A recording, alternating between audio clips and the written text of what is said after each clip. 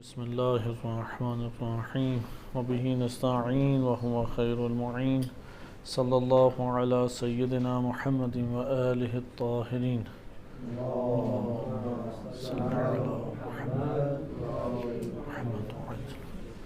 ملائکہ کے موضوع پہ آپ کی خدمت میں ماہ مبارک رمضان کی مناسبت سے مطالب پیش کیے جا رہے تھے۔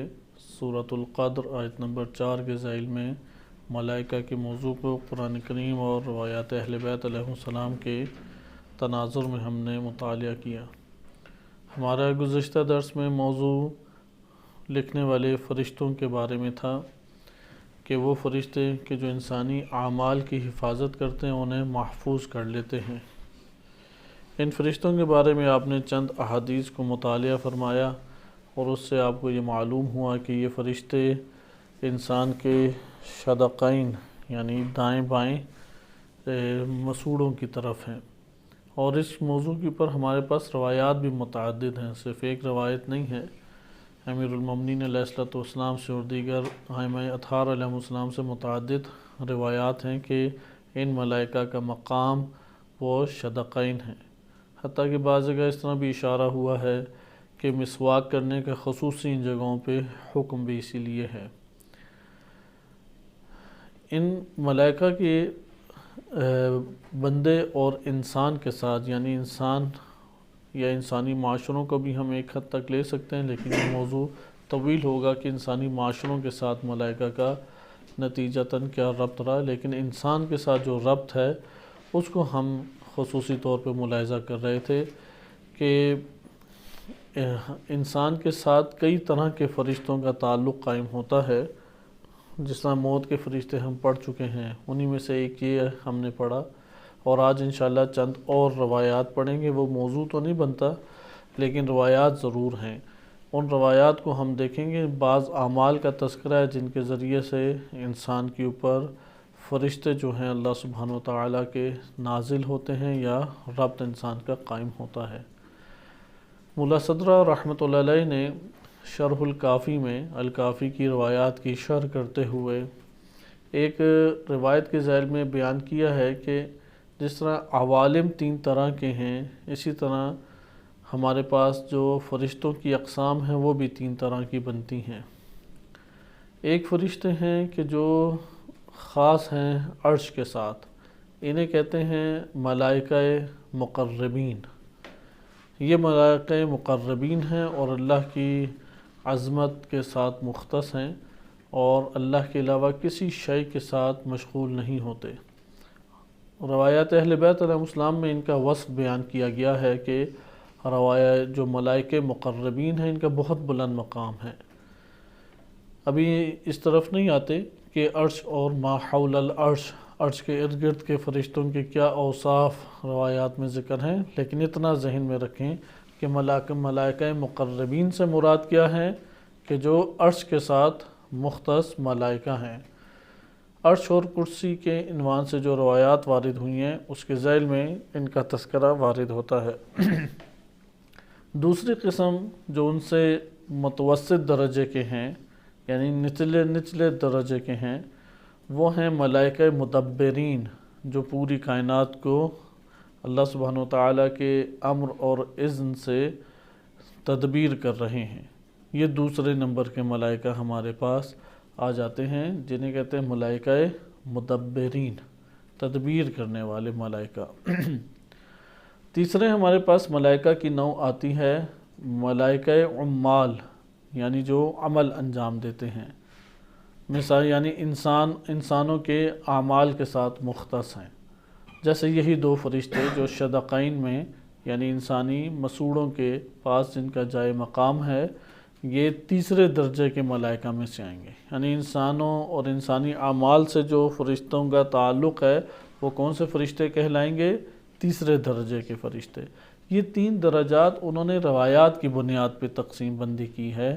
اس کی بنیاد کوئی ہمارے پاس فقط عقلی مبانی نہیں ہیں بلکہ وحی الہی سے بھی بھرپور استفادہ ہے۔ الکافی بحار الانوار میں علامہ مجلسی رحمۃ اللہ علیہ نے پورا ایک چیپٹر قائم کیا ہے جو کہ باب نمبر 17 بنتا ہے، ابواب العدل میں سے ہے، کتاب العدل والمعاد میں باب نمبر 17۔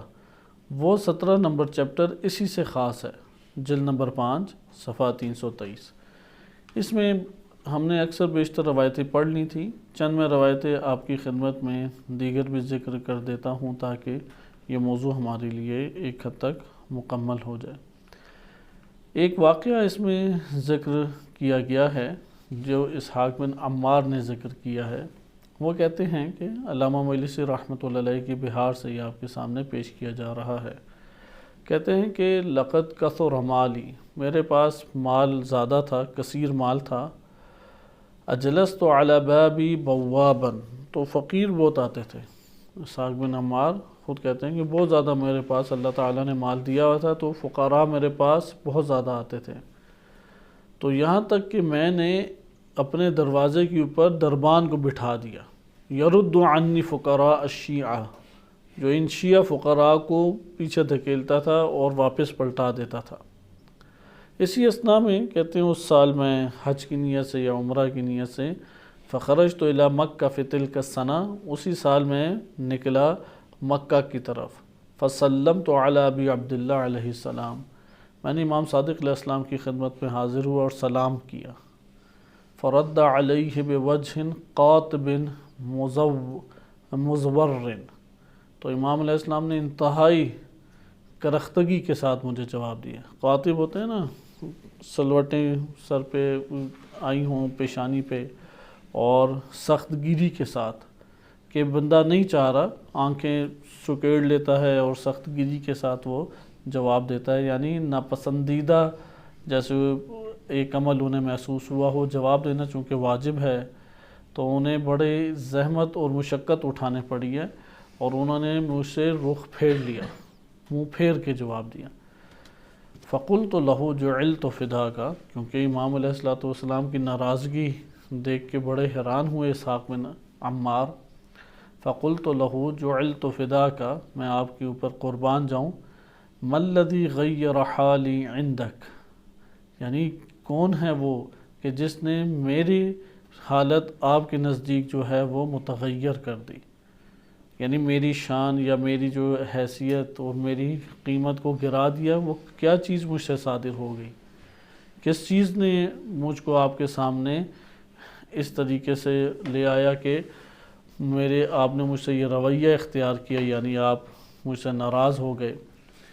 امام علیہ السلام نے فرمایا تغیرک علی المؤمنین، کہ تم نے جو رخ پھیر لیا ہے، تم نے جو اپنا رویہ تبدیل مومنین سے کیا ہے، اس کی بنا پہ میں نے تم سے رویہ تبدیل کیا ہے۔ فقلت جعلت فداک، کہ میں نے کہا کہ میں قربانی آپ کی قرار پاؤں۔ واللہ انی لأعلم انہم علی دین اللہ، کہ میں قسم کھاتا ہوں کہ وہ جو ہیں وہ اللہ کے، یعنی میں جانتا ہوں کہ وہ اللہ کے دین پہ ہیں۔ ولیکن خشیت الشہرۃ علی نفسی، لیکن مجھے یہ ڈر ہے کہ میں کہیں شہرت کا شکار نہ ہو جاؤں، شہرت سے بچنے کے لیے میں یہ کام کرتا ہوں، نہ کہ فقیروں کو پلٹانے کے لیے کام کرتا ہوں۔ کہیں ایسا نہ ہو کہ میں غنی ثروت مند لوگوں میں بہت زیادہ سخی کے عنوان سے معروف ہو جاؤں، وإلا مجھے معلوم ہے کہ وہ جتنے بھی ہیں وہ یقیناً اللہ کے دین کے اوپر ہیں، میں نے کسی کے بارے میں سوء ظن نہیں کیا، کسی کے بارے میں برا خیال نہیں کیا۔ فقال، امام علیہ السلام نے فرمایا یا اسحاق اما علمت ان المؤمنین اذا التقیا، کہ تم جانتے نہیں ہو کہ مومنین جب ایک دوسرے سے ملاقات کرتے ہیں فتصافحا، اور ایک دوسرے سے مصافحہ کرتے ہیں، انزل اللہ بین ابہامیہما مئۃ رحمۃ تسعۃ وتسعین لاشدہما حبا، کہ جب بھی دو مومنین، اس موضوع کی اور روایات بھی ہیں کہ انشاءاللہ تعالی ملاقات کے مورد پہ فرشتوں کے اور یا رحمتوں کے نزول کے بارے میں متعدد احادیث ہیں، لیکن اس میں دیکھیں جب دو مومنین ملتے ہیں اور مصافحہ کرتے ہیں تو اللہ سبحانہ وتعالیٰ ابہامئی کہتے ہیں، ابہام دو انگوٹھوں کو کہتے ہیں، کیونکہ پکڑتے ہیں نا تو دو انگوٹھے جڑتے ہیں، کہتے ہیں ان کے درمیان اللہ نازل کرتا ہے تقریباً 100 رحمتیں، 100 رحمتیں، 99 اب یہ جو 99 ہے یہ غالباً جو ہے وہ 199 ہمارے پاس بن جاتی ہیں، 100 اور 99 لأشدہما، کیوں اللہ تعالیٰ یہ رحمت نازل کرتا ہے؟ لأشدہما حبا، تاکہ ان کے درمیان مزید محبت جو ہے وہ شدید ہو جائے۔ فَإِذَا اعْتَنَقَا، اور جب وہ گلے ملتے ہیں، غَمَرَتْهُمَا الرَّحْمَةُ، تو رحمت انہیں پورا ڈبو دیتی ہے اپنے اندر، یعنی جب ہاتھ ملاتے ہیں تو رحمتیں کثیر نازل ہوتی ہیں، اور جب وہ گلے ملتے ہیں تو رحمتوں میں ڈوب جاتے ہیں۔ فَإِذَا لَبِثَ لَا يُرِيدَانِ بِذَلِكَ إِلَّا وَجْهَ اللَّهِ تَعَالَى قِيلَ لَهُمْ غَفَرَ لَكُمَا، کہ فَإِذَا لَبِثَ، وہ جب ٹھہرتے ہیں یعنی رکے رہتے ہیں ایک دوسرے کے پاس، لبث ہوتا ہے ٹھہرنا، رکنا، یعنی وہ ایک دوسرے سے احوال پرسی کرتے ہیں، بات چیت کرتے ہیں، اور اس سے ان کا فقط اور فقط مقصد کیا ہوتا ہے؟ وجہ الہی کو حاصل کرنا۔ مثلا آپ کسی کے گھر جاتے ہیں، مومن سے بات چیت کرتے ہیں، ایک دفعہ ہے کہ دوست ہیں، دوستی کی وجہ سے جا رہے ہیں، علاقے والا ہے اس وجہ سے جا رہے ہیں، مختلف اہداف ہوتے ہیں۔ ایک دفعہ ہے کہ میں اللہ کی خوشی کے لیے، کیونکہ مومن ہے، مومن ہونے کے ناطے سے گفتگو کروں، مومن ہونے کی وجہ سے اسے بات چیت کروں۔ جیسے آپ مثلا دعوتوں پہ جاتے ہیں تو ایک دفعہ نگاہ چہروں پہ ڈالیں تاکہ زیارت مومنین کروں، ایک دفعہ اس نیت سے ملیں کیونکہ مومن ہے اس لیے میں مل رہا ہوں، ایک دفعہ اس سے حوال پرسی کریں کیونکہ اس سے اللہ سبحانہ وتعالیٰ کا قرب میں حاصل کروں، وجہ اللہ تعالیٰ۔ تو پھر ان دونوں کو کہا جاتا ہے کہ تم دونوں کو کی مغفرت اللہ نے کر دی۔ فَإِذَا جَلَسَ، اب وہ کھڑے نہیں ہیں، بیٹھ گئے، يَتَسَاءَلَانِ، اور ایک دوسرے سے سوال کرنے لگے، پوچھنے لگے، قَالَتِ الْحَفَظَةُ، تو پھر یہ جو حفاظت کرنے والے فرشتے ہیں، بعضها لبعض، تو بعض فرشتے دیگر بعض سے کہتے ہیں۔ ان روایات سے یہ پتہ لگتا ہے کہ یہ یا تو لکھنے والے فرشتے ہیں حفظہ، یا انسان کی حفاظت کرنے والے ہیں، ظاہراً لکھنے والے فرشتے ہیں جو اس روایت میں آ رہا ہے، لیکن ایک سے زائد کے لیے لفظ استعمال ہوا ہے حفظہ۔ تو بعض سے کہتے ہیں اعتزلوا بنا عنہما، ہمیں چاہیے کہ ہم ان سے تھوڑا سا دور چلے جائیں، فَإِنَّ لَهُمَا سِرًّا، ممکن ہے کہ ان کی کوئی پوشیدہ بات ہو، فَقَدْ سَتَرَهُ اللَّهُ عَلَيْهِمَا، اور اللہ نے اس کو ان کے اوپر کیا ہے؟ ستر اور پوشیدہ قرار دیا، یعنی یہ ان تک ہی محدود رہے، ہم تک نہ پہنچے۔ قال قلت جعلت فداک، کہ اسحاق بن عمار نے کہا کہ یا امام میں آپ کے اوپر قربان جاؤں، فلا تسمع الحفظۃ قولہما ولا تکتبہ، کہ اگر یہ حفظہ ان دونوں کا قول نہیں سنتے تو اس کا مطلب وہ لکھتے بھی نہیں ہیں۔ وقد قال اللہ تعالی، جبکہ اللہ سبحانہ وتعالی نے فرمایا ما یلفظ من قول الا لدیہ رقیب عتید، کہ کوئی لفظ وہ ادا نہیں کرتے مگر یہ کہ اللہ کے پاس ایک تیار آمادہ حفاظت کرنے والا موجود ہے۔ قال فنکس رأسہ طویلا، تو امام علیہ السلام نے اپنا سر زمین کی طرف دیکھتے ہوئے جھکا دیا دیر تک، ثم رفعہ، اور پھر سر مبارک کو بلند فرمایا، وقد فاضت دموعہ علی لحیتہ، اور ان کے چہرے مبارک کے اوپر آنسو بہہ رہے تھے۔ وقال ان کانت الحفظۃ، یعنی آگے جو امام بات کہہ رہے ہیں وہ بات کہنے سے پہلے خود امام پہ رقت طاری ہو گئی، خشیت الہی کی وجہ سے، خوف الہی کی وجہ سے امام کی حالت متغیر ہوگی اور سر جھکا لیا، اور جب سر اٹھایا تو دیکھا کہ ان کی آنکھیں بھیگی ہوئی ہیں اور چہرہ آنسوؤں سے بھر گیا ہے۔ تو امام نے فرمایا کہ ان کانت الحفظۃ لا تسمع ولا تکتب، اگر یہ حفاظت کرنے والے فرشتے سنتے نہیں اور لکھتے نہیں ہیں، قد سمع اللہ عالم السر واخفى، تو وہ ذات جو پوشیدگی کو بھی جانتی ہے اور علناً ہر شے کو جانتی ہے، سر کو بھی جانتی ہے، اور جو مخفی ترین چیز ہے اس کا بھی علم رکھتی ہے، وہ تو سن رہا ہے، یعنی اللہ کی ذات تو سن رہی ہے، سری چیزیں بھی اللہ کے علم میں ہیں اور مخفی ترین چیزیں بھی اللہ کے علم میں ہیں، وَأَخْفَى، یعنی مخفی ترین چیزوں کا بھی علم اسے ہے۔ یا اسحاق، اے اسحاق، خف اللہ، اللہ کا خوف کھاؤ، کأنک تراہ، اس طرح سے اللہ کا خوف کھاؤ کہ گویا کہ تم اسے دیکھ رہے ہو، کیونکہ ہر بندہ یہ منزلت نہیں رکھتا کہ دیکھ سکے، گویا کہ تم اسے دیکھ رہی ہے، تو بات واضح ہے کہ حس کے ذریعے سے اللہ کو نہیں دیکھا جا سکتا، یہ مسلمات میں سے ہے۔ ایسا اسی طریقے سے عقل کے ذریعے سے اللہ کا مشاہدہ نہیں کیا جا سکتا، ادراک عقلی کے ذریعے سے، مفاہیم کلیہ کے ذریعے سے معارف ایک حد تک حاصل کیے جا سکتے ہیں۔ اللہ تعالیٰ عقل سے دکھائی نہیں دیتا، لیکن قلبی مشاہدہ اللہ کا ہو سکتا ہے۔ ہمارے پاس روایات متعدد ہیں۔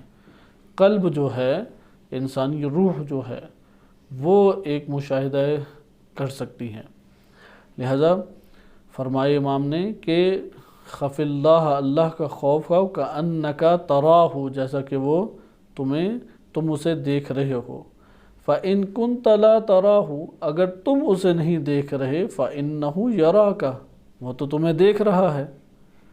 فإن شککت، اور اگر تمہیں اس بات پہ شک ہے، انہ یراک، کہ وہ تمہیں دیکھ رہا ہے، فقد کفرت، تو تم نے کفر کیا۔ اگر تمہیں شک ہے کہ اللہ ادھر دیکھ رہا ہے یا نہیں دیکھ رہا، اس کے علم میں ہے یا نہیں، تو تم نے کفر کیا۔ وَإِنْ أَيْقَنْتَ أَنَّهُ يَرَاكَ، اور تمہیں اگر یقین ہے کہ اللہ دیکھ رہا ہے، ثُمَّ بَارَزْتَهُ بِالْمَعْصِيَةِ، اور اس کے باوجود تم نے گناہ کو انجام دے دیا اور واضح طور پہ اعلاناً تم نے گناہ انجام دیا، فَقَدْ جَعَلْتَهُ أَهْوَنَ النَّاظِرِينَ إِلَيْكَ، تو تم نے اللہ کو ان میں سے سب سے پست ترین دیکھنے والوں میں قرار دیا ہے، نعوذ باللہ۔ کیونکہ یہ ادھر بارزہ کہتے ہیں اعلان کرنا، ظاہر کرنا، ادھر اعلاناً سے مراد معاشرے کے سامنے نہیں ہے، کیونکہ اگر شک ہے کہ اللہ دیکھ رہا ہے یا نہیں، یہ تو کافر ہوا، اس کفر ہوا نا، شک ہی کفر ہے اصل میں۔ کفر کی سب سے نچلی حد جو ہے وہ شک ہے، پھر اس کے بعد آگے بڑھتا ہے کفر کا مرتبہ۔ اور اگر یقین ہے کہ اللہ دیکھ رہا ہے، تو پھر دیکھنے والوں میں اس نے، اب دیکھ رہا ہے تو اس کے سامنے اس نے گناہ انجام دے دیا، تو یہ گویا کہ اللہ کے سامنے واضح طور پہ، آشکار طور پہ اللہ سبحانہ و تعالیٰ کی عظمت کے خلاف، اس کی تقدیس یا تقدس کے خلاف اس نے ایک عمل انجام دیا۔ اب انسان کی ایک عام نفسیات ہے، حتیٰ کہ کفار کے اندر بھی یہ ایک سینس موجود ہے، اگر کمرے کے اندر کوئی باشعور ہو تو وہ بہت سارے گناہ نہیں انجام دیتے، حتیٰ کہ چوری کا عمل انجام نہیں دیں گے، جنسی عمل انجام نہیں دیں گے، اور اس طرح کے بہت سارے امور ہیں۔ مثلا غیبت نہیں کریں گے، کسی کے خلاف بات نہیں کریں گے، وہ بات پیچھے چلا جائے تو اس کے پیچھے بولیں گے۔ تو یہاں پہ کیوں وہ اس نے دیکھنے والے کا لحاظ کیا، اس لیے گناہ نہیں کر رہا۔ دیکھنے والے کا، حتیٰ چھوٹا بچہ ہو اور کوئی گناہ کرنا ہے انسان نے، تو وہ چھوٹے بچوں کو باہر نکالتا ہے کہ وہ دیکھنے والے کی قدر کرتا ہے کہ یار یہ مجھے نہ دیکھ لے۔ تو یہاں پہ اس نے اللہ سبحانہ وتعالیٰ کو ان لوگوں سے بھی کم تر قرار دیا، نعوذ باللہ۔ یہ امام نے فرمایا کہ اگر تمہیں یقین ہے کہ وہ دیکھ رہا ہے اور پھر بھی تم نے گناہ کر دیا تنہائیوں کے اندر، اگر تنہا اپنے آپ کو سمجھتے ہو، یہ تو کفر ہوا، اللہ کی ذات دیکھ رہی ہے۔ اور اگر اپنے آپ کو تنہا نہیں سمجھتے، یقین ہے کہ اللہ ہے اور دیکھ رہا ہے، تو تم ایک چھوٹے بچے کا تو خیال کرتے ہو دیکھنے والے کو، اسے تو عزت دیتے اور اس کے سامنے شرماتے ہو اور اس کے سامنے حیا کے پردے چاک نہیں کرتے، لیکن اللہ سبحانہ وتعالیٰ کو اس بچے سے بھی تم نے کمتر قرار دے دیا۔ تو یہ امام علیہ السلام کا ایک واقعہ اسی حوالے سے تھا، اور اس میں آپ نے ملاحظہ کیا کہ فرشتے ہر چیز کو نہیں لکھ پاتے مگر یہ کہ اللہ تعالیٰ ان کے سامنے ظاہر کرے۔ اگلی روایت ہے سعد السعود سے ہے، سید ابن طوس رحمۃ اللہ علیہ نے نقل کی ہے۔ اس میں بھی امام علیہ السلام نبی صلی اللہ علیہ وسلم سے ہے یہ روایت، اور اس کے آگے بیان فرماتے ہیں کہ فرشتے جو ہیں وہ اسی طرح سے شدقین میں یہاں پہ ناسیہ ان جگہوں پر موجود ہیں۔ بقیہ کے روایت کو ہم ترک کرتے ہیں اور آگے چلتے ہیں۔ یہ روایات ہمارے پاس جو آپ نے مطالعہ کی، ان سے ہمیں معلوم ہوا کہ فرشتے انسان مومن کی قدر و قیمت بھی جانتے ہیں، کرامت بھی اس کی جانتے ہیں، شعور بھی یہ لکھنے والے فرشتے رکھتے ہیں، ایسا نہیں ہے کہ شعور ہی نہیں رکھتے۔ حتیٰ کہ ایک روایت وارد ہوئی ہے امیر المومنین علیہ الصلوۃ والسلام کے بارے میں کہ امام علیہ الصلوۃ والسلام فرماتے ہیں کہ جب وہ رفع حاجت کے لیے تشریف لے جاتے تھے امام علی علیہ الصلوۃ والسلام، بلکہ یہ روایت اگر میں آپ کی خدمت میں پڑھ سکوں تو میں آپ کے سامنے پڑھ دیتا ہوں کہ تہذیب الاحکام میں یہ روایت وارد ہوئی ہے اور معتبر اسانید سے آئی ہے۔ امام صادق علیہ الصلوۃ والسلام فرماتے ہیں ان امیر المؤمنین کان اذا اراد قضاء الحاجہ، قضاء حاجت کے لیے جب امام امیر المؤمنین علیہ السلام تشریف لے جاتے تھے، فوقف علی باب المذہب، تو وہ جو واش روم یا باتھ روم کا دروازہ ہے اس کے پاس رک جاتے تھے، ثم التفت یمینا و شمالا، دائیں جانب اور بائیں جانب متوجہ ہوتے، فیقول، اور فرماتے امیطا عنی، مجھ سے دور ہو جاؤ ابھی، فلکم اللہ علیہ، کہ تم لوگوں کے لیے جو اللہ نے قرار دیا وہ میرے اوپر ہے، ان لا احدث حدثا حتی اخرج الیکما، کوئی ایسی شے مجھ سے صادر نہیں ہوگی یہاں تک کہ میں باہر آ جاؤں۔ اس لیے امام علیہ الصلوۃ والسلام فرشتوں کو اپنے سے دور کرتے تھے، اس طرح سے خلوتوں میں جاتے تھے کہ میرے اوپر ہے، تم لوگوں کی جو ذمہ داری تو وہ تو ٹھیک، علیہ ان لا احدث حدثا، کہ میں کوئی ایسی شے انجام نہ دوں کہ جسے لکھنے کی ضرورت پڑے، حتی اخرج الیکما، میں دوبارہ تمہارے پاس لوٹ کے نکل کر آ جاؤں گا۔ تو ان روایات سے ہمیں پتہ لگتا ہے کہ فرشتے یہ لکھنے والے شعور بھی رکھتے ہیں۔ یہی وجہ ہے کہ حتیٰ کہ جو ہم بستری کی مرد زوجہ اور زوج اور زوجہ کے احکام وارد ہوئے ہیں اس میں وارد ہوا ہے کہ اعوذ باللہ انسان پڑھ لیا کرے، کم سے کم شیاطین کو تو روکے۔ ابھی شیاطین کا باب آئے گا کہ وہ انسانی زندگی میں کتنا دخیل ہیں، کہ انشاءاللہ اگر فرصت ملی تو ہم شیاطین کا باب پڑھیں گے، وہ بھی اسی طرح تفصیلی باب ہے۔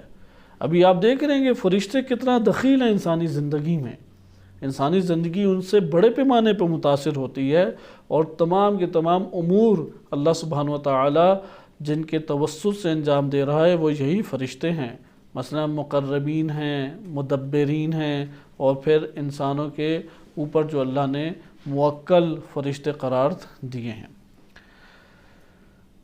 انہی میں سے ایک اور روایت آپ کی خدمت میں ذکر کی جاتی ہے، اور یہ روایت بھی غالباً صحیح سند روایت ہے، الکافی کی ہے، البتہ میں آپ کی خدمت میں بہار الانوار سے یہ پڑھ رہا ہوں، اس کے کچھ حصے ہم پہلے بھی پڑھ چکے ہیں، بلکہ یہ روایت گزشتہ درس میں گزر چکی ہے کہ دو فرشتوں کے بارے میں سوال کیا راوی نے، تو امام نے فرمایا کہ اس نے پوچھا کہ کیا وہ گناہ کو جانتے ہیں جب بندہ ارادہ کرتا ہے کہ وہ گناہ کو انجام دے یا نیکی کو انجام دے، تو تب امام نے فرمایا کہ انسان کی نیت جب وہ باندھتا ہے تو تب اس کی نیت سے ہی ایک خاص قسم کی بو اٹھتی ہے، اس بو کو درک کرنے کی ضرورت ہے، وہ فرشتے درک کر لیتے ہیں، انہیں پتہ لگ جاتا ہے کہ اس نے نیت ہی کیا کی ہے اور یہ کیا کرنا چاہ رہا ہے۔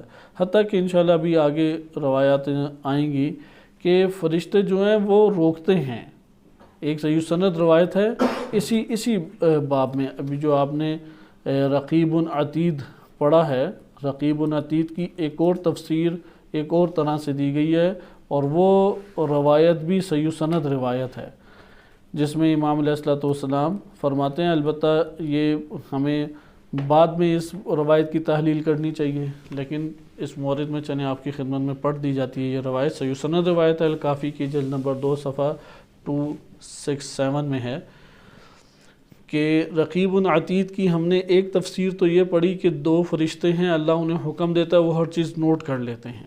ایک اور روایت تشریح اس کی اس طرح سے ہے کہ امام صادق علیہ السلام سے صحیح سند روایت میں وارد ہوا، ما من قلب الا ولہ اذنان، کوئی ایسا دل نہیں ہے مگر یہ کہ اس میں 2 کان ہیں، 2 کان ہیں، ہر دل میں 2 کان ہیں، یعنی قلب انسانی، اس کے اندر یہ اس سے تعبیر آپ کر سکتے ہیں فَأَلْهَمَهَا فُجُورَهَا وَتَقْوَاهَا، 2 کان ہیں، ایک کان کو آپ کہہ دیں کہ اس نے تقوی کے امور کی طرف میلان حاصل کرتا ہے، اور ایک کان فجور کی طرف۔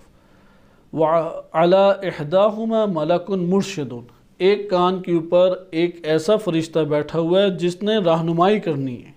ابھی یہی عرض کیا کہ حفظہ فرشتہ تھے، وہ شعور رکھتے ہیں، ایسا نہیں ہے کہ شعور ہی نہیں رکھتے، شعور رکھتے ہیں، انسان کی عزت اور کرامت کا خیال رکھتے ہیں، حتیٰ کہ انسان جب زوجہ کے قریب جاتا ہے اعوذ باللہ پڑھنے سے شیاطین تو بھاگتے ہیں، اور بعض اوقات اسی طریقے سے انسان کوئی گناہ کرنے لگتا ہے، یہی فرشتے آ کے ہدایت بھی کرتے ہیں، روکتے ہیں انسان کو۔ جیسے کہ اس میں آپ دیکھیں احداہما ملک مرشد، ایک ہے فرشتہ جو کہ ارشاد کرتا ہے، رہنمائی کرتا ہے، وعلی الاخری، اور دوسرے دل کے کان کے اوپر کون بیٹھا ہوا ہے؟ مفتن، ایک فتنہ گر بیٹھا ہوا ہے، ھذا یأمرہ وھذا یزجرہ الشیطان یأمرہ بالمعاصی، یعنی وہ جو ملک ہے، فرشتہ ہے جو ایک کان پہ بیٹھا ہوا ہے، وہ اس کو حکم دیتا ہے مثلا سیدھی راہ کا، اللہ کے امر کا، امر جو اللہ نے دیا اس کی طرف اسے حکم دیتا ہے کہ اس کو اختیار کرو۔ وَهَذَا يَزْجُرُهُ الشَّيْطَانُ، اور وہ جو مفتن ہے اس کو کون حکم دیتا ہے؟ شیطان اسے کہتا ہے کہ یأمروا بالمعاصی، اس کو کہو کہ یہ گناہ کو انجام دے۔ وَالْمَلَكُ يَزْجُرُهُ عَنْهَا، اور فرشتہ اسے جھاڑ رہا ہوتا ہے، ڈانٹ رہا ہوتا ہے۔ یعنی جب فرشتہ ایک کان پہ بیٹھا ہوا ہے، وہ جب کہتا ہے نیک عمل انجام دو تو شیطان اسے جھاڑتا ہے، مقابلہ کرتا ہے انسان کو، کہ انسان کو کہتا ہے کہ یہ انجام نہ دینا، اور جب شیطان حکم دیتا ہے کہ یہ گناہ انجام دو تو پھر فرشتہ جو ہے وہ انسان کو ڈانٹتا ہے کہ دیکھو خبردار یہ کام انجام دینا۔ اس کو امام علیہ السلام نے پھر اس آیت مبارکہ سے ثابت کیا، وَهُوَ قَوْلُ اللَّهِ عَزَّ وَجَلَّ، یہ اللہ عز و جل کا فرمان ہے، عن الیمین وعن الشمال، دائیں جانب بھی ہے اور بائیں جانب بھی ہے، قعید، جو بیٹھے ہوئے ہیں، ما یلفظ من قول الا لدیہ رقیب عتید، کوئی ایسا نہیں ہے لفظ انجام نہیں دیتا مگر یہ کہ اللہ کے پاس حفاظت کرنے والا ایک حاضر باش آمادہ بیٹھا ہوا جو فوراً لکھ لیتا ہے یا محفوظ کر لیتا ہے۔ تو شیاطین کا بھی انسان کے وجود میں ایک گہرا رول ہے۔ ادھر آپ نے ایک اور نقطہ ملاحظہ کیا کہ اس بات کو سمجھنے کی ضرورت ہے در حقیقت۔ مثلا اللہ سبحانہ و تعالیٰ کے بارے میں آیا کہ اگر تم اسے نہیں دیکھ رہے وہ تو تمہیں دیکھ رہا ہے۔ فرشتے کے بارے میں آیا کہ وہ تو لکھ لیتا ہے، وہ انسان کی کرامت کا خیال رکھتا ہے۔ سوال یہ کہ ہم ان چیزوں کو درک کیسے کر سکتے ہیں، یعنی ان چیزوں کو درک کرنے کا طریقہ کار کیا ہے، کیونکہ موضوع اب ہمارا ختم ہو رہا ہے، تو اس کے ذیل میں ہم اس چیز کو ملاحظہ کریں کہ ہم اگر چاہیں کہ ان اشیاء کو درک کریں تو ان کو درک کرنے کا طریقہ کار کیا ہے۔ یہ بات تو مسلم ہے، یہ چیزیں حس کے ذریعے سے درک نہیں ہوتی، حس کے دائرے سے انسان کو باہر آنا پڑے گا، کیونکہ حس ایک حد تک حقائق کو بیان کر سکتی ہے، اس سے اوپر حس کے دائرے سے باہر ہے کہ وہ حقائق کو بیان کر سکے۔ نمبر 2، ہمارے پاس دوسری چیز آ جاتی ہے عقل۔ عقل کے ذریعے سے معلومات کی حد تک، فہم کی حد تک انسان حقائق کو درک کر سکتا ہے، اور اس سے روح کی نشوونما بھی ہوتی ہے۔ البتہ علم کا ایک بڑا فائدہ یہ ہوتا ہے کہ روح کو وسیع وسعت مل جاتی ہے، روح جو ہے وہ وسیع ہو جاتی ہے، اس کا احاطہ بڑا ہو جاتا ہے، یعنی بالفاظ دیگر ایک انسان کم سے کم علمی طور پہ سارا احاطہ کر لیتا ہے۔ علماء نے یہ ادھر ذکر کیا ہے کہ اگر انسان اپنے وجود کے اندر مراحل کو طے کرے تو انسان یہ کام کر سکتا ہے کہ وہ ان اشیاء کو درک کرے، اور اس کی شرائط میں سے شرائط کو 4 شرائط بیان کی ہیں۔ امام علیہ السلام نے اس کی 4 شرائط بیان کی ہیں۔ پہلی شرط اس کی مراقبہ، یعنی امام علیہ السلام مراد یہ ہے کہ علماء نے روایات سے ہی اخذ کیا ہے، علماء نے 4 شرائط بیان کی ہیں، اور علماء اخلاق ہیں، علماء عرفان ہیں، انہوں نے 4 شرائط کا تذکرہ کیا ہے۔ پہلی شرط یہ ہے کہ مراقبہ۔ مراقبہ سے کیا مراد ہے؟ مراقبہ سے یہاں پہ مراد یہ ہے کہ انسان اپنی حفاظت کرے اور عبادات اور اطاعت میں اللہ کی طرف توجہ رکھے۔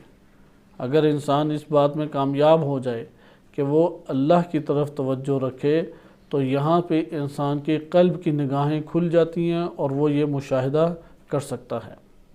اس لیے پہلی صفت یہ ہوئی، اس صفت کو ہمیں حساسیت سے لینا چاہیے اور اس کے اوپر بہت غور کرنا چاہیے کہ انسان جو ہے وہ غور کرے کہ اللہ سبحانہ و تعالیٰ کی عبادت کرتے ہوئے وہ خدا کی طرف توجہ رکھے۔ اور یہ کام شروع میں انسان کو ایسا نہیں لگتا کہ وہ کر لے گا آرام سے، لیکن اگر تکرار کرتا رہے وہ وجود میں آ جاتا ہے۔ جو کوشش ہی نہیں کرتا وہ ہمیشہ کے لیے رہ جاتا ہے۔ یہ بات ہمیں ذہن نشین کر لینی چاہیے، لیکن جو کوشش کرتا ہے وہ پا لیتا ہے۔ اس لیے ابتدا میں یہ کام مشکل لگے گا، اس لیے علماء کہتے ہیں اگر چند سیکنڈ بھی یہ ہو جائے تو یہ بھی بہت بڑی بات ہے۔ آہستہ آہستہ اپنا دورانیہ دہراتے رہیں۔ دوسری چیز یہ ہے کہ انسان تخلیہ کرے، یعنی بری صفتوں کو ترک کرے۔ اگر بری صفتوں کے ترک کی طرف نہیں آتا، ان چیزوں کا مشاہدہ نہیں ہوتا۔ ہم بھی جس طرح ہم نے سنی ہیں یہ ساری کی ساری چیزیں پڑھی ہیں، دیگران نے بھی سنی اور پڑھی ہوں گی، ہم اور دیگر افراد سب برابر ہو جائیں گے۔ لہٰذا یہاں پہ ایک نئی دوڑ انسانیت کی شروع ہوتی ہے معلومات جاننے کے بعد کہ کون اس میں سبقت حاصل کر لیتا ہے۔ یعنی ہم سارے کے سارے روایات ہم نے پڑھ لی اس موضوع کی، تقریباً جو معانی وارد ہوئے تھے، چند ممکن ہے رہ جائیں روایات، لیکن جو عمومی معانی لکھنے والے فرشتوں کے بارے میں وارد ہوئے تو وہ ہم نے مطالعہ کر لیے۔ اب جب مطالعہ کر لیے تو یہاں پہ سبقت کی بات آ جاتی ہے کہ کون سبقت اختیار کرتا ہے۔ ایک دوڑ ہے کمال کی طرف، ایک دوڑ ہے، سفر ہے یہ کہ جس میں انسان نے آگے بڑھنا ہے۔ لہٰذا اس مقام پہ ضروری ہے کہ تخلیہ کو انجام دے۔ تخلیہ یہ ہے کہ اپنے نقائص اور عیوب کی طرف کاملاً وہ توجہ رکھے، اور یہ توجہ طبیب کے بغیر نہیں ہو سکتی۔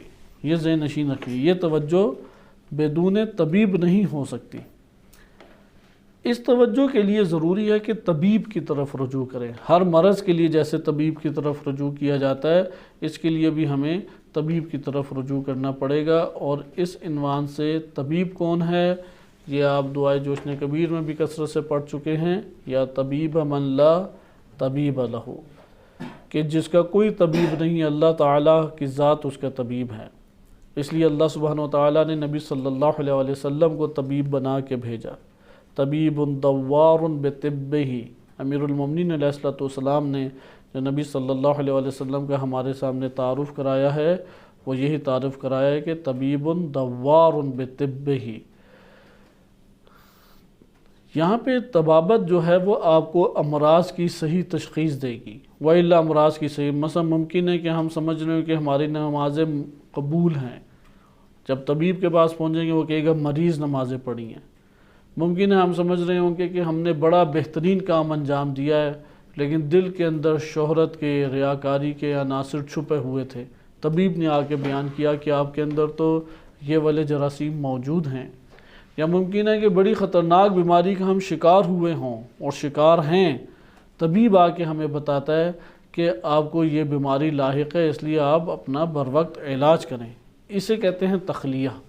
لہذا یہ دائیں بائیں فرشتوں کا کبھی احساس نہیں ہو پائے گا اگر ہم نے یہ مراحل اور شرائط طے نہ کی۔ ایک ادراک چاہیے، ایک تعلق انسان کو چاہیے۔ تیسری شرط ہے تحلیہ۔ تحلیہ سے مراد یہ ہے کہ انسان اچھے اوصاف کو اپنے ساتھ اپنے اوپر مزین کرے، اچھے اوصاف سے اپنے وجود کو مزین کرے۔ اگر ایک انسان اچھے اوصاف سے اپنے وجود کو مزین نہ کرے تو اس کے اندر کمال پیدا نہیں ہوتا۔ یعنی انسان کی آنکھوں کی جگہوں پر آنکھیں ہونی چاہیے، وہ تو ٹھیک ہے، ساری کی ساری اس نے رکاوٹیں ہٹا دی کہ آنکھ لگ سکے، لیکن اگر آنکھ ہی نہیں لگائی تو دیکھے گا کیسے؟ اگر کان کے پردے سالم ہی نہ کیے تو وہ کس طریقے سے سنے گا؟ اس لیے یہاں پہ ہمیں یہ معلوم ہوا کہ ضروری ہے کہ انسان اس بات کو جانے کہ اس نے اچھے اوصاف کو ملاقات کی سطح پہ پہنچانا، اور ملاقات بنتے ہی تکرار سے ہیں، البتہ ارادے کے ساتھ، تکرار عمل ارادے کے ساتھ وہ یہ حیثیت اختیار کر جاتا ہے کہ وہ ملاقات بن جائے۔ اور چوتھی چیز ہے تجلیہ۔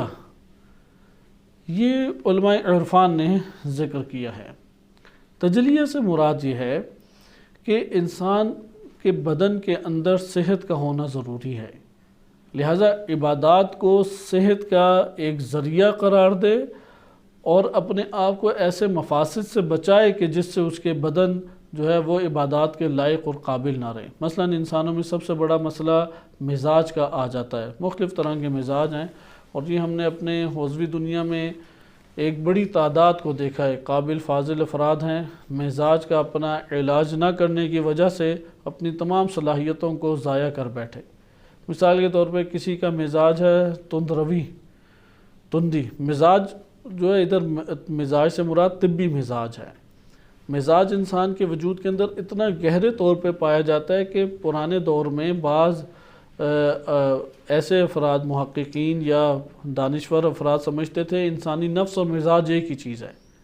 یہ تو بعد میں تحقیقات کر کے ثابت کیا کہ نہیں، نفس اور مزاج ایک الگ چیز ہے۔ مزاج بنتا ہے جسم کے عناصر سے، کیونکہ نفس بھی اسی طریقے سے ہے کہ نفس وجود میں آیا تحقیقی قول کے مطابق انسانی جسم سے، لیکن مزاج انسانی کس طرح بنتا ہے وہ بھی اسی جسم سے بنتا ہے۔ پھر دونوں میں فرق کیا ہے؟ نمبر 1، مزاج بدنی خصوصیات رکھتا ہے۔ نمبر 2، مزاج انسانی عناصر کے تغیر کے ساتھ تبدیل ہو جاتا ہے۔ ہر انسان کی طبیعت ہے، ہر انسان کا ایک مزاج ہے، یہ مزاج انسانوں کے اوپر اثر انداز ہوتے ہیں۔ لہذا مثلا 4 مزاج طب میں معروف ہیں کہ بلغمی مزاج ہے، صفرائی مزاج ہے، دموی مزاج ہے یا سودائی مزاج ہے۔ ان مزاجوں میں اگر اعتدال پیدا ہو یہ صحت مند انسان ہے۔ اعتدال، عدالت ہونی چاہیے، کیونکہ ہر ایک کا اپنا فلسفہ ہے، یہ طب میں آپ پڑھ سکتے ہیں۔ بلکہ مثلا اگر کوئی بخار ہوتا ہے کسی کو تو ان مزاجوں میں اونچ نیچ پیدا ہو جاتی ہے، کسی کو مرض لگتا ہے ان مزاجوں میں اونچ نیچ پیدا ہو جاتی ہے، اور یہ آج بھی طب سنتی اور طب اسلامی بڑے امراض کا اسی سے علاج کر لیتے ہیں، جیسے کینسر ہے، ٹی بی ہے، ایڈز ہے، بڑے امراض کا علاج انہی مزاج شناسی اور اس کے طور پہ جو ادویات کا بیان روایات اہل بیت علیہم السلام میں وارد ہوا ہے اس کو دیکھ کے وہ کر لیتے ہیں۔ لہذا مزاج کو اعتدال دے۔ مثلا بعض افراد ہیں کہ ان کا مزاج میں تندی زیادہ ہے، غصہ پن زیادہ ہے۔ اب یہ غصہ پن اور مزاج میں یہ کوئی نہ کوئی پیچھے وجہ ہے۔ مثلا صفرائی ہے، مثلا صفرا کہتے ہیں کہ انسان کے اندر سے جو بدن کے سیلز ہیں وہ بڑی مقدار میں جل گئے ہیں، جلنے کے بعد سیاہ ہو جائیں تو اسے کہتے ہیں سودا 2 قسموں کا پھر کرتے ہیں طب میں، ایک نقصان دہ سودا ہے اور ایک مفید سودا ہے۔ مفید سودا یہ بال وغیرہ اگاتا ہے انسانی وجود پہ، اور جو نقصان دہ سودا ہے یہ بعد میں آہستہ آہستہ کینسر یا دیگر امراض میں تبدیل ہونا شروع ہو جاتا ہے۔ صفرا جو ہے وہ یہی ہے کہ جیسے کھانا آپ بناتے ہیں تو اب وہ جل سا گیا ہے، ابھی پورا نہیں جلا، جب پورا جل جائے تو اسے کہتے ہیں سیاہ، کیونکہ اندر حرارت ہے انسان کی۔ اب صفرائی جو انسانی صفرا اگر غالب آئے، بیجا غصہ آئے گا، بلڈ پریشر اس کا ہائی ہو جائے گا، اور چھوٹی چھوٹی باتوں پہ غصہ کرنے لگ جائے گا، بھڑک اٹھے گا فوراً ہی، برداشت اس سے نہیں ہوگا۔ اب اگر ایک بندہ اپنے اس مزاج کا علاج نہ کرے وہ عبادات سے بھی پیچھے رہ جائے گا۔ اسی طریقے سے اگر وہ اپنا علاج نہ کرے روزے نہیں رکھ پائے گا، وہ نمازیں نہیں پڑھ پائے گا۔ لہٰذا اللہ کی عبادت اور اطاعت کے لیے اپنے وجود اور اپنے بدن کی صحت کا اہتمام کرے۔ نمبر 2، یہ تو ایک طرف سے تھا، دوسری طرف سے خود عبادات انسان کی صحت کی علامت بنتی ہیں۔ مثلا اگر وہ بعض عبادات انجام دے، اگرچہ اس میں کچھ تلخی ہے، اس میں کچھ صبر کے مراحل ہیں، لیکن وہ انسانی جسم کے لیے بہت مفید ہے۔ مثال کے طور پر روزہ رکھنا، معدے کو ایک بڑے وقت تک خالی رکھنا، اس سے صحت بڑے پیمانے پہ انسان کو حاصل ہوتی ہے اور قوت نفس میں جدا حاصل ہوتی ہے۔ اسی طرح نمازیں پڑھنا، نمازیں خود بدن کے تمام اعضاء کی صحت کی علامت ہیں۔ جوڑوں کے مرض میں مبتلا انسان جلدی نہیں ہوتا، کمر وغیرہ کے مسائل اسے جلدی پیدا نہیں ہوتے۔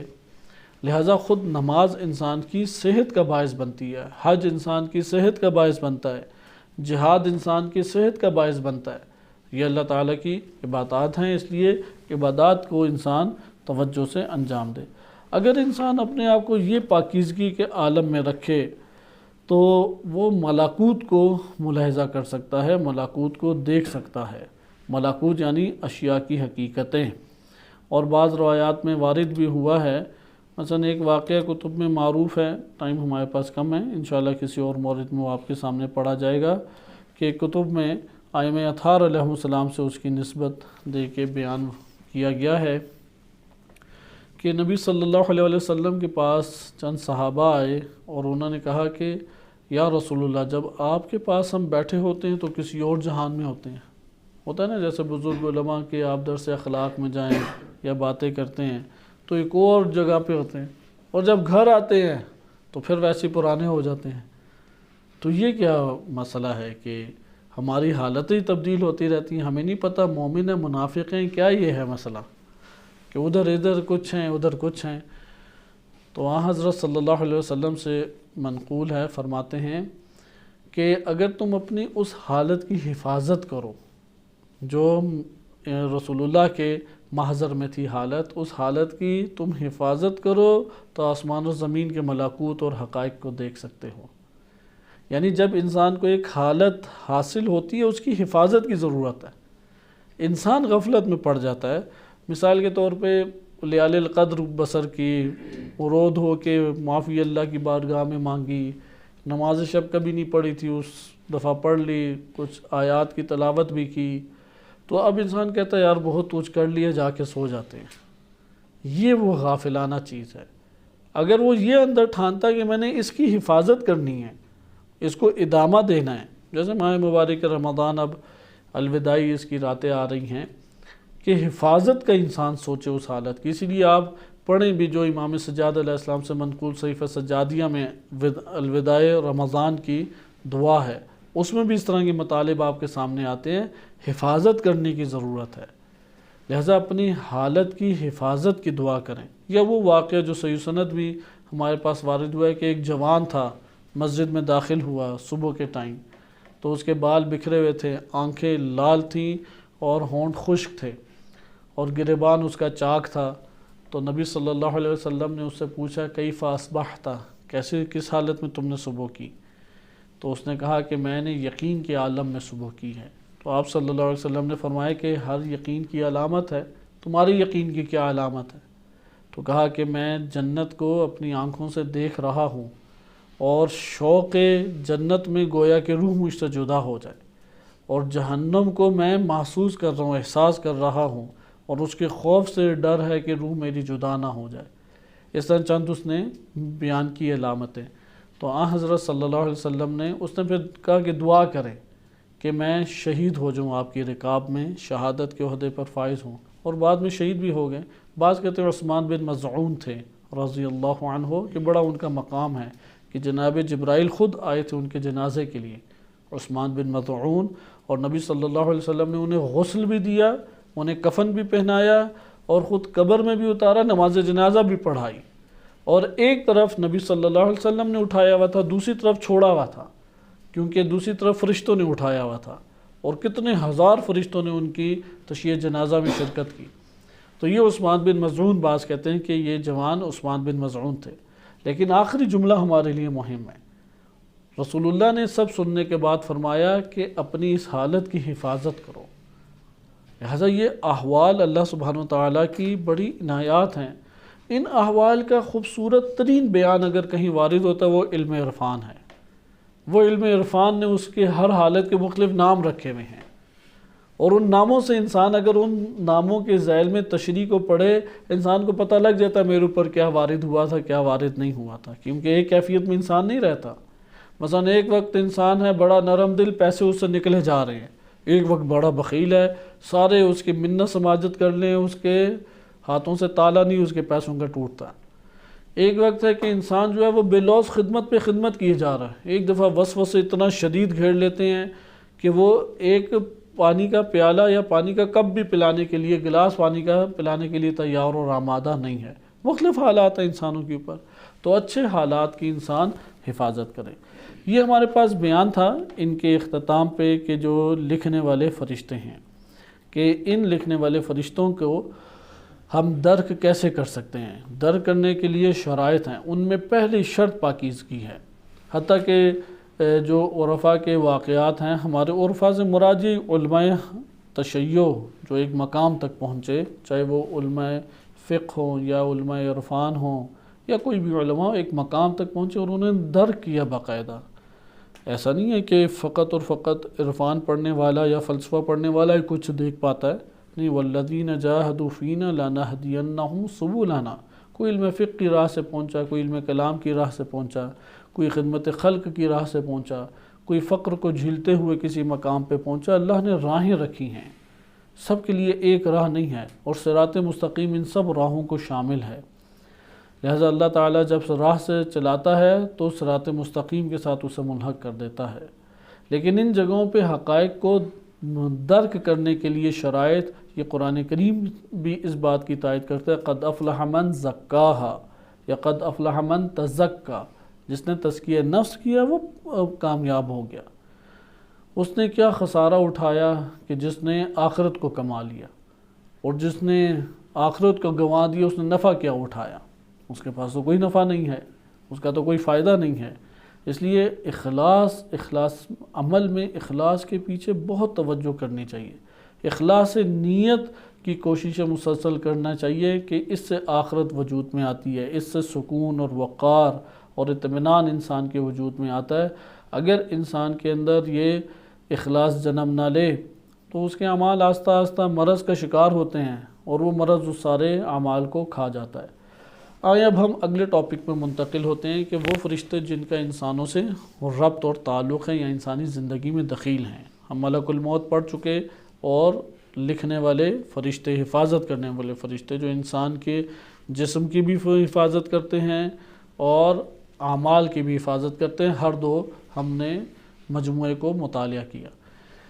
اب روایات بکھری ہوئی ہیں اس موضوع پہ، جو آپ کے سامنے اب روایات بیان کر رہی ہیں، دو تین کر کے روایات ہیں، اس لیے ہیں موضوع الگ، لیکن آپ کے سامنے وہ روایات پڑھ دی جاتی ہیں۔ مثلا درود والے فرشتے، مختلف روایات آئی ہیں کہ محمد وآل محمد علیہ السلام کے اوپر جو درود بھیجا جاتا ہے ان سے متعلق فرشتے۔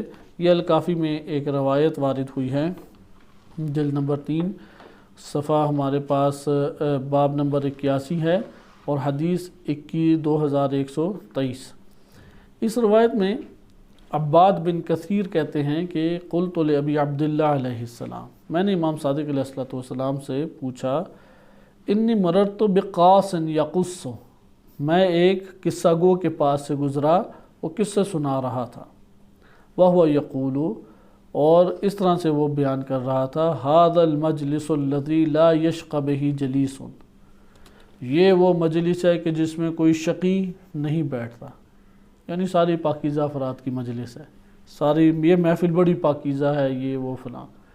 قال ابو عبداللہ علیہ السلام، امام صادق علیہ السلام نے فرماتا ہیہاتا ہیہاتا، کہ ایسا ہرگز نہیں ہے۔ ہیہات یعنی بعید ہے، بعید ہے، دور ہے کہ ایسی مجلس ہو۔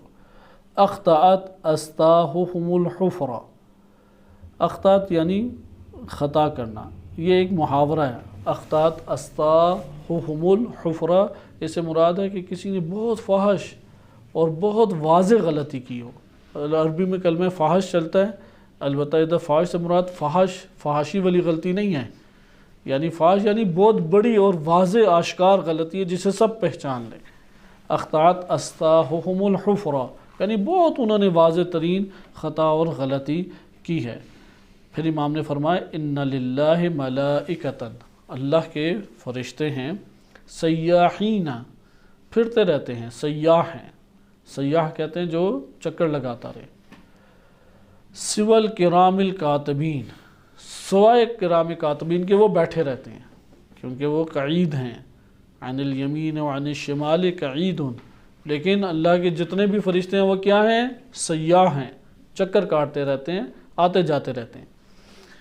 فَإِذَا مَرُّوا بِقَوْمٍ، یہ فرشتے جب گزرتے ہیں، يَذْكُرُونَ مُحَمَّدًا وَآلَ محمد، اور دیکھتے ہیں کہ اور ذکر پڑھ رہے، کسی ایسی قوم کے پاس سے گزرتے ہیں کہ وہ قوم یا وہ جماعت وہ کیا کر رہی ہوتی ہے؟ محمد وآل محمد کا ذکر کر رہی ہوتی ہے۔ قالوا، تو کہتے ہیں قفو، ادھر رک جاؤ، فقد اصبتم حاجتکم، تم لوگ اپنی ضرورت کے مقام پر پہنچ گئے۔ فیجلسون، وہ اس محفل میں بیٹھ جاتے ہیں، فیتفقہون، اور غور و فکر کرتے ہیں۔ اللہ نے فرشتوں کو غور و فکر کی طاقت دی ہوئی ہے۔ معہم، ان کے ساتھ، یتفقہون معہم، ان لوگوں کے ساتھ بیٹھ کے غور و فکر کرتے ہیں۔ فاذا قاموا، جب وہ لوگ اٹھ کے چلے جاتے ہیں، محفل ختم ہو جاتی ہے، عادوا مرضاہم، تو ان کے مریضوں کی عیادت کرتے ہیں۔ وشہدوا جنائزہم، آسمان پہ واپس نہیں جاتے، پھر ان لوگوں کے جنازوں میں یعنی وہ جب مریض ہو جائیں تو ان کی عیادت کے لیے فرشتے آتے ہیں، جب وہ مر جائیں تو ان کے جنازوں میں یہ فرشتے آتے ہیں۔ وتعاہدوا غائبہم، اور ان کی غیبت میں ان سے عہد و پیمان باندھتے ہیں۔ فذلک المجلس الذی لا یشقی بہ جلیس، یہ جو مجلس ہے کہ جس میں آل محمد کا ذکر ہوتا ہے، یہ وہ ہے کہ جس میں کوئی شقی نہیں ہے، کیونکہ ملائکہ سے اس نے ربط قائم کر لیا، ملائکہ اس کے لیے دعا کر رہے ہیں، عیادت کے لیے آ رہے ہیں، اس کے جنازے میں شرکت کر رہے ہیں، اس سے عہد و پیمان باندھ چکے ہیں، اس میں کوئی اب شقاوت یا شقی کی گنجائش نہیں ہے۔ اس لیے محمد و آل محمد علیہ السلام کے موضوع کے اوپر یا ان کے تذکرے کے اوپر محافل کو چھوٹا نہ سمجھیں، بہت بزرگ ہیں، اگرچہ سب باتیں پتہ ہوں جو ہو رہی ہیں، پھر بھی اس محفل کا حصہ بن جائیں، کیونکہ یہ وہ محافل ہیں جس میں فرشتے اترتے ہیں، یہ وہ محافل ہیں جس کا رتبہ بہت بلند ہے۔ ایک اور روایت تیزی سے ملاحظہ کریں، یہ بھی الکافی میں جلد نمبر 6 صفحہ 451 میں ہے، باب 66، اور حدیث نمبر 5444 ہے، صحیح سند روایات میں سے ہے۔ امام صادق علیہ السلام فرماتے ہیں، عمر بن یزید سے ہے، نام تاج باور از عمر بن یزید، خصوصاً شیعہ دنیا میں عمر بن یزید اتنا مرکب کر کے شاید ہی کوئی لکھے نام۔ تو یہ اصل میں امام صادق علیہ السلام کے صحابی تھے اور بڑے عظیم الشان صحابی تھے۔ عمر بن یزید بہت عظیم الشان صحابی تھے۔ آپ ان صحابہ کے ویسے نام یاد رکھ لیں گے جن کے نام کے ساتھ عمر آتا ہے، مثلا بعض کے والد تھے عمر، جیسے مفضل بن عمر معروف شخصیت ہیں، اور بعض خود عمر تھے، عمر بن یزید، کیونکہ اس دور میں یہ اس تفرقے کی علامت یا تفرقے کی طرح رائج ناموں میں سے قرار نہیں پایا تھا۔ تو یہ ایک دن امام صادق علیہ السلام کے پاس بیٹھے ہوئے تھے کہ رجال کی کتب میں آیا ہے، تو امام نے کہا کہ انت منا اہل البیت، جو سلمان کو کہا، نبی صلی اللہ علیہ وسلم نے کہا کہ تم مجھ اہل بیت میں سے ہو، تو اسے یقین نہ آیا، کہا کہ یا امام یہ کیسے ہو سکتا ہے، میں کہاں اور آپ اہل بیت کہاں؟ تو امام نے پھر تکرار کی، تو اس کی آنکھوں سے آنسو جاری ہو گئے فرط محبت اور شوق سے۔ تو پھر امام نے اس کو یقین دلانے کے لیے آیت پڑھی جو قرآن کریم میں ہے۔ ابراہیم علیہ السلام نے فرمایا کہ من اتبعنی فہوا فإنہ من تبعنی، اس طرح سے ہے کہ جس نے میری اتباع کی فإنہ منی، وہ مجھ سے ہے، تو کہا کہ تم میری اتباع کرتے تو مجھ سے ہو۔ تو اس لیے یہ پھر بہت امیر کبیر تھے۔ اسی طرح روایت میں وارد ہوا، عمر بن یزید آئے امام صادق علیہ السلام کے پاس، تو کہا کہ میں تو ڈرتا ہوں کہ کہیں میرے اوپر عذاب استدراج تو نہیں ہے، کیونکہ میں کوئی اصلاً غم نہ تکلیف نہ دکھ دیکھتا ہی نہیں ہوں، یا میں جبابرہ کی طرح زندگی بسر تو نہیں کر رہا بادشاہوں اور ظالم جابر لوگوں کی طرح۔ تو امام نے اس سے تفصیل پوچھی کہ مسئلہ کیا ہے، تو اس نے کہا کہ یا امام غلام میرے اچھے خاصے ہیں، سارے کام وہ کر دیتے ہیں، سواری بھی میری مادہ رہتی ہے اور بڑی بہترین سواری ہے، اچھا لباس بھی پہنتا ہوں، اللہ نے مال خوب دیا ہے، اور خوب کھاتا پیتا بھی ہوں، لیکن درسوں میں آتا تھا، ایسا نہیں ہے کہ درسوں سے غائب رہے اور صرف خالی زیارت کر کے امام کی چلا جائے۔ امام کی حدیثیں اسی سے پہنچی ہیں ہم تک۔ تو امام علیہ السلام نے فرمایا کہ تم اس سے حلال حلال استفادہ کرتے ہو یا حرام، یعنی میں خلاصہ آپ کی خدمت میں بیان کر رہا ہوں۔ اس نے کہا حلال استفادہ کرتا ہوں، آپ کی اطاعت کرتا ہوں، اور تمام وظائف اللہ تعالیٰ کے اس سے پورے کرتا ہوں، محتاجوں تک پہنچاتا بھی ہوں۔ تو ساری بات اس نے بتائی۔ تو امام نے کہا کہ یہ اللہ کی نعمتوں میں سے ہے، یہ جبابرہ کی زندگی نہیں ہے، کیونکہ معصیت کی زندگی نہیں ہے۔ بہرحال عمر بن یزید ہیں کہ بڑی عظیم الشان شخصیت ہیں اور بلند اصحاب میں سے ہیں کہ جنہیں امام علیہ السلام نے فرمایا کہ انت منا اہل البیت۔ امام نے فرمایا یا عمر انہ اذا کان لیلۃ الجمعہ، کہ جب جمعے کی رات آتی ہے، یعنی شب جمعہ، کہ یہ اللہ تعالیٰ کی توفیق ہے کہ ہم ادھر دعائے کمیل پڑھتے ہیں، بہت اس کا اجر ہے، بہت نورانیت ہے اس کی، کہ اذا کان لیلۃ الجمعہ نزل من السماء ملائکۃ، آسمان سے ملائکہ اتر آتے ہیں کتنے اترتے ہیں؟ عدد ذر فی ایدیہم، کہ ان کے ہاتھوں میں، یعنی بعدد الذر، ذرات آپ نے زمین پہ دیکھے ہیں نا، ان ذرات کے عدد میں اترتے ہیں، فی ایدیہم اقلام الذہب، یعنی اترتے کتنی تعداد ہے، تعداد کو ضرور مد نظر رکھیں۔ نزل من السماء، آسمانوں سے، کیونکہ مسکن ان کے آسمان ہیں، آسمانوں سے اتر آتے ہیں زمین کے اوپر، اور کتنی بڑی تعداد ہے، بعدد الذر، ذرات کے عدد کے تحت۔ آپ زمین پر ذرات دیکھیں کتنے ہیں، ہر ذرے کے مقابلے میں گویا کہ بعدد الذر اتر آتے ہیں۔ فی ایدیہم اقلام الذہب، ان کے ہاتھوں میں سونے کے قلم ہوتے ہیں، وقراطیس الفضۃ، اور چاندی کی کاپیاں ہوتی ہیں۔ لا تکتبون الی لیلۃ السبت الا الصلاۃ علی محمد وآل محمد، اور کچھ بھی نہیں وہ لکھتے اس میں ہفتے کی رات تک سوائے محمد وآل محمد کے اوپر صلوات کے، صلوات پڑھ لیں، اللہم صلی علی محمد وآل محمد۔ فاکثر منہا، یا اس سے بھی کیا کرتے ہیں، زیادہ ہوتے ہیں۔ یہاں پہ اب ضمیر کو آپ پلٹائیں کہ کس کی طرف، یعنی فاکثر منہا، ممکن ہے کہ یہاں پہ آپ پلٹا سکیں کہ ذر کی طرف، یعنی اس سے بھی زیادہ ہوتے ہیں، یا ممکن ہے کہ رات کی طرف پلٹائیں، نہیں لیلۃ السبت سے بھی آگے چلے جاتے ہیں، یا اس میں اکثار کرتے ہیں، اضافہ کر دیتے ہیں، یا یہ کہ جو وہ لکھتے ہیں اس ثواب میں وہ اضافہ کر دیتے ہیں۔ بہرحال اس کی شرح کو دیکھنا چاہیے۔ آگے فرماتے ہیں وقال یا عمر ان من السنت ان تصلی علی محمد وعلی اہل بیتہ فی کل یوم جمعۃ 1000 مرہ، کہ سنت میں سے یہ ہے کہ تم محمد و علی اہل بیت، یعنی نبی صلی اللہ علیہ وسلم کی اہل بیت کے اوپر درود بھیجو ہر روز جمعہ، وہ لیلۃ الجمعہ تھا، یہاں پہ ہے فی کل یوم جمعہ، دن کی بات ہے، دن میں کتنا بھیجو؟ 1000 مرتبہ، وفی سائر الایام 100 مرہ، اور تمام دنوں میں 100 مرتبہ بھیجو، ہر روز 100 مرتبہ۔ تسبیح پڑھ لیں، 100 مرتبہ بہت زیادہ نہیں ہے، 10 دفعہ صبح کے ٹائم بھیج دیں، اس کے 4 گھنٹے کے بعد پھر آپ 10 دفعہ بھیج دیں تو 100 ہو جاتے ہیں ایک دن میں۔ لیکن جمعہ کے دن کتنی دفعہ بھیجیں؟ 1000 مرتبہ بھیجیں، یہ سنت میں سے ہے۔ یہ آپ نے ملاحظہ کیا کہ نبی صلی اللہ علیہ وسلم اور ان کی آل کے اوپر درود کا کتنا اجر ہے، کہ باقاعدہ ملائکہ آتے ہیں، یا تذکرہ ہو رہا ہوتا ہے، پھرتے پھراتے ملائکہ ادھر آ کے بیٹھ جاتے ہیں، اور جب اٹھتے ہیں تو ان کے ساتھ غور و فکر کر رہے ہوتے ہیں۔ اب ہم درک نہیں کر سکتے حقائق کو، وہی بیان کیا کہ اگر مراقبہ، تخلیہ، تحلیہ کے اگر مراحل طے کریں تو ہم اسے دیکھ سکتے ہیں یا اسے محسوس کر سکتے ہیں۔ اسی طرح سے ایک اور روایت وارد ہوئی ہے، یہ بھی ہمارے پاس الکافی میں ہے، جلد نمبر 3 اور باب نمبر 81 میں۔ اس میں امام صادق علیہ السلام فرماتے ان من الملائکۃ الذین فی السماء، آسمانوں میں جو ملائکہ ہوتے ہیں ان میں سے لا یطلعون الی الواحد والاثنین والثلاثہ، وہ باخبر ہو جاتے ہیں 1 یا 2 یا 3، وہم یذکرون فضل آل محمد، کہ انہیں پتہ لگتا ہے کہ محمد و آل محمد کے فضیلت کے بارے میں گفتگو ہو رہی ہے۔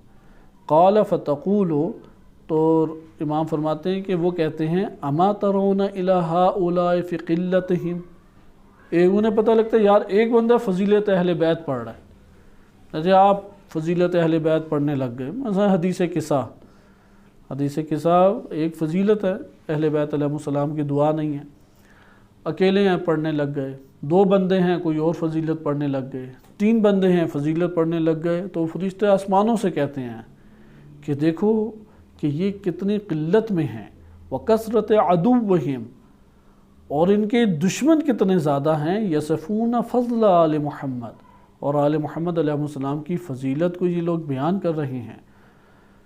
قال فتقول طائفۃ الاخری من الملائکۃ، تو وہ رشک کرتا ہوا دوسرا ملائکہ کا گروہ کہتا ہے، قرآن کی آیت ہے ذالک فضل اللہ یؤتیہ من یشاء، یہ فضیلت تو اللہ جس کو چاہتا ہے اسی کو عطا کر سکتا ہے کہ دشمن اتنے کثیر ہوں اور اس قلت میں بھی فضل آل محمد، فضیلت آل محمد کو پڑھیں۔ واللہ ذو الفضل العظیم، اور اللہ بہت فضل کرنے والا عظیم ہستی ہے۔ اگلی روایت دیکھیں اور اس کے اوپر ہم اپنی آج کی گفتگو کا اختتام کرتے ہیں کہ اس روایت میں امام علیہ السلام سے یہ روایت مروی ہے، غالباً امام موسیٰ کاظم علیہ السلام یا امام رضا علیہ السلام سے یہ روایت منقول ہے۔ یہ بھی الکافی میں جلد نمبر 3 صفحہ 478 میں ہے، باب 81۔ اس میں امام علیہ السلام فرماتے ہیں لیس شیء انکا لابلیس وجنودہ من زیارت الاخوان فی اللہ بعضہم لبعض، کہ سب سے زیادہ جو ابلیس اور اس کے لشکروں کو رسوا کرتی ہے چیز، انکا یعنی گھسیٹ کے رکھ دیتی ہے، اسے ناک اس کی گھسیٹ کے رکھ دیتی ہے، وہ کیا چیز ہے جو ابلیس اور اس کے لشکر کو بھی نقصان پہنچاتی ہے؟ وہ ہے کہ بھائیوں کی، مومن بھائیوں کی زیارت کرو، مومن بھائیوں کی زیارت کرو، اور پھر مطالعے کے لیے آ جاؤ کہ رک نہ جاؤ، زیادہ لمبی نہ ہو جائے، لیکن زیارت کرو، زیارت الاخوان، مومنین کی زیارت کرو، فی اللہ اللہ کی خاطر، بعضہم لبعض، بعض مومنین دیگر بعض مومنین کی، یعنی کوئی کام نہ ہو تب بھی جائیں، مومن ہیں وہاں پہ، مومنین کے لیے جائیں۔ اس لیے مسجد آنا جانا بہت بابرکت ہے، مدارس میں آنا جانا بابرکت ہے، ایک دوسرے کے گھر آنا جانا بہت بابرکت چیز ہے، اس لیے اللہ کی خاطر جائیں، کیونکہ جاتے ہوئے یہ کہیں دل میں اللہ سے گفتگو کریں کہ اللہ میں تیری خاطر جا رہا ہوں، تو میرے اوپر کرم فرما، تیرا یہ مومن ہے اور تیرے امام کو کہ مانتا بھی ہے اور قبول بھی کرتا ہے اور اطاعت بھی کرتا ہے، تو میں ان مومنین کی زیارت کے لیے جا رہا ہوں۔ قال وَإِنَّ الْمُؤْمِنِينَ يَلْتَقِيَانِ، امام علیہ السلام فرماتے ہیں مومنین جب ایک دوسرے سے ملتے ہیں فَيَذْكُرَانِ اللَّهَ، اور اللہ کا ذکر کرتے ہیں، اللہ کا ذکر کیے بغیر نہ آئیں، یعنی غیبتیں، تہمتیں اور ادھر ادھر کی اپنی علمی فخر و مباحات کی بجائے اللہ کا تذکرہ کر کے آئے۔ ثم یذکران فضلنا اہل البیت، اللہ کا تذکرہ کرتے ہیں پھر ہمارے فضیلت اہل بیت علیہ السلام کی فضیلت کو بیان کرتے ہیں۔ فلا یبق علی وجہ ابلیس مضغۃ لحم الا تخدد، یعنی تخدد، کوئی ابلیس ایسا نہیں ہے کہ جس کے رگڑ رگڑ کے گوشت کو اکھاڑ کے نہ پھینکا ہو، تعبیر ہے ایک کہ اتنی اس کی ناک رگڑی جاتی ہے یا اتنا اس کا چہرہ رگڑا جاتا ہے کہ جو گوشت ہے وہی اس کا ادھڑنے شروع ہو جاتا ہے، یعنی اس کی خوب درگت بنتی ہے ابلیس کی۔ یعنی یہ کب ہے کہ اللہ کا ذکر کیا جائے اور اہل بیت علیہ السلام کی فضیلت کو بیان کیا جائے۔ حتیٰ ان روحہ، یہاں تک کہ ابلیس کی جو روح ہے، لَتَسْتَغِيثُ مِنْ شِدَّةِ مَا يَحِدُّ مِنَ الْعَلَمِ، تکلیف کی شدت اور حدت سے وہ چیخ و پکار کرنا شروع کر دیتی ہے اور مدد مانگنا شروع کر دیتی ہے۔ صحیح، ابلیس کی چیخیں بلند ہوتی ہیں، وہ چیخنے چلانے لگ جاتا ہے اور مدد مانگنے لگ جاتا ہے۔ فَتَحُسُّ مَلَائِكَةُ السَّمَاءِ وَخُزَّانُ الْجِنَانِ، تو آسمان کے ملائکہ اور جنتوں کے جو خزانہ دار پہرے دار ہیں جنتوں کے، وہ محسوس کرتے ہیں اس کی آوازوں کو، وہ سن لیتے ہیں، حس کر لیتے ہیں۔ فَيَعْلَنُونَهُ، تو پھر اس کے اوپر لعنت ابلیس پہ بھیجتے ہیں۔ حَتَّى لَا يَبْقَ مَلَكٌ مُقَرَّبٌ إِلَّا لَعَنَهُ، یہاں تک کہ وہ پردے چاک کر کے اس کی چیخ و پکار ملک مقرب سنتے ہیں اور وہ بھی اس کے اوپر لعنتیں بھیجتے ہیں، کوئی ایسا ملک مقرب نہیں جو لعنت نہ بھیج رہا ہو۔ فَيَقَعُ خَاسِئًا حَسِيرًا مَدْحُورًا، وہ ذلیل و پست اور انتہائی ضعیف ہو کے ابلیس رہ جاتا ہے۔ لیکن دو عمل انجام دیے جائیں، اولاً اللہ کی خاطر ملاقات بھائیوں سے کریں، مومنین بھائیوں سے، نمبر 2 اللہ اور اہل بیت علیہ السلام کا ذکر ادھر کریں۔ اس لیے شیاطین نے چیلے چھوڑے ہوئے ہیں، وہ پہلا تو کام کر لیتا ہے زیارت اخوان مومنین کی زیارت تو کر لیتا ہے، اور اس کے بعد پھر کہے اٹھتے ہیں، اس کے بعد کوئی فحش گفتگو ہوتی ہے، غیبتیں ہوتی ہیں، تہمتیں ہوتی ہیں، اور اس کے بعد ابلیس تکلیف سے چیخے، وہ خوشی سے چیخے پھر مارتا ہوگا کہ کیا تو میں نے ان لوگوں کے ساتھ کر دیا۔ تو یہ ہمارے پاس فرشتوں کا انسان کی زندگی میں دخل اس کے اوپر آیا کہ کس قدر انسان کا اس کی زندگی میں اور اعمال کے اعتبار سے دخل ہے۔ انشاءاللہ بقیہ امور کو اگلے درس میں ملاحظہ کریں گے۔ صلی اللہ علیہ سیدنا محمد و آلہ الطاہرین۔